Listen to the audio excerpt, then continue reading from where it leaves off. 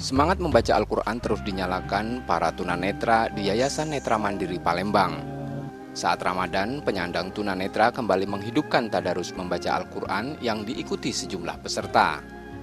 Berbeda dari mazhab biasa, tunanetra menggunakan Al-Quran Braille yang mengandalkan indera peraba atau taktil.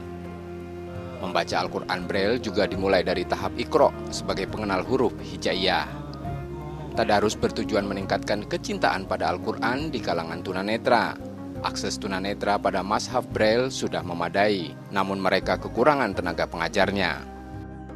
Mungkin kalau yang pada umumnya menggunakan mata dan langsung mengkoneksikan ke mulut atau ke lisan.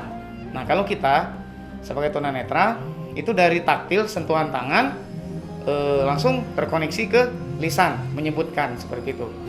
Ya, masih kita mengalami kekurangan untuk SDM, tapi insya Allah mungkin dengan seiring berjalannya waktu, seiring terus kita belajar, mudah-mudahan nanti SDM-nya dari sinilah. Di kalangan tunanetra, sebenarnya Al-Quran Braille mulai ditinggalkan akibat penggunaan gawai yang menyediakan Al-Quran audio digital. Namun dengan menguasai Al-Quran Braille, tunanetra dapat membaca Al-Quran secara lebih aktif. Ya, motivasinya itu biar kesatu kan kita ngelestariin huruf-huruf Braille kan.